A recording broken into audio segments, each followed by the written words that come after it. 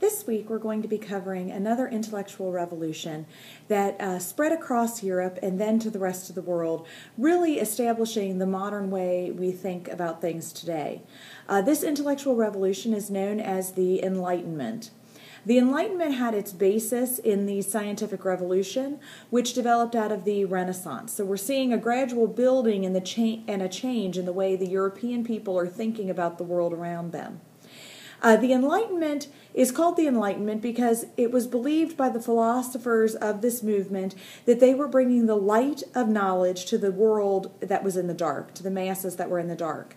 And the Enlightenment was really a movement that impacted initially only the middle and upper classes. The poor people, the common people, the lower class, really did not have any time to think about the ideas of the Enlightenment. They were simply trying to get by from day to day, more of a subsistence existence, rather than having time to ponder the bigger questions of the universe. Partially because of this, the middle and upper class philosophers who really embodied the Enlightenment and came up with these new ideas, they looked very negatively on the lower class people. They really believed that the majority of lower class people were ignorant, that they were superstitious, that they were mired down in religious ideas that kept them very backwards. And they really didn't think that they were even capable of understanding the ideas that they were proposing.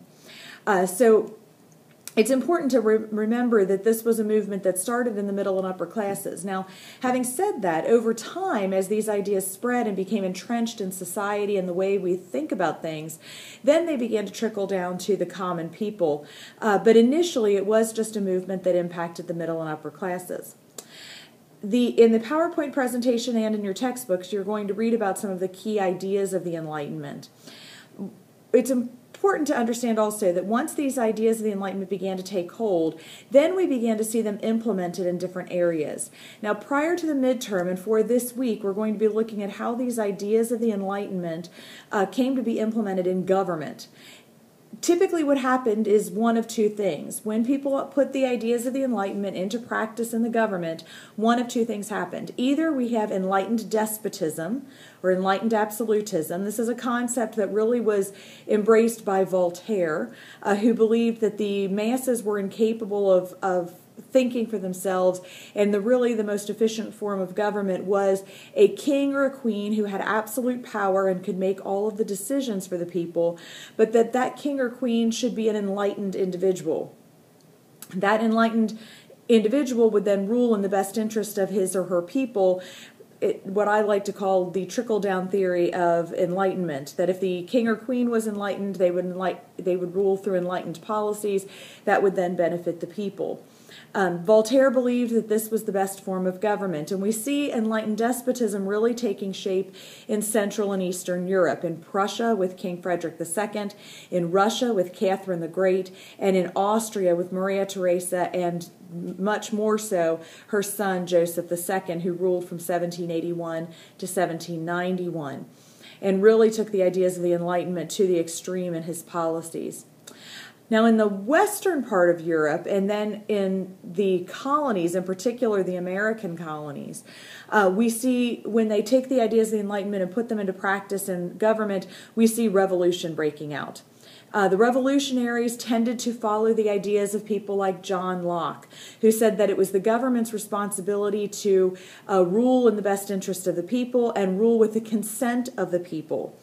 And so in France, we see a major revolution breaking out in 1789, the French Revolution. And then prior to that, of course, we have the revolution in the American colonies, which we're all familiar with, the American Revolution, starting in 1776. Now, what most people don't realize is that prior to both of these revolutions, there was a revolution in Haiti, in the colony of Haiti, and that really scared the people of Europe, the enlightened philosophers of Europe. They really began to question whether or not revolution was a good idea or not, because the Haitian Revolution was led by slaves. And while in the American colonies they believed that they should have a say in government and they believed in the revolutionary cause, they certainly did not want the slaves to take up any kind of a revolutionary cause and fight for their own independence. So we see three different examples of revolution. taking place. And each revolution had its own unique qualities, but they also had some very common themes as well. So as you're reading through the chapters for this week, and as you're taking the quiz and writing the forum post and everything, please be aware of the ideas of the Enlightenment, the key concepts of the Enlightenment, as well as how they were put into reality in government, both in Eastern and Central Europe through enlightened despotism, as well as in revolution through both the French, the American, and the Haitian revolutions. We also will be preparing for our midterm, so I will also be posting a video on our midterm and how to prepare for that as well very shortly.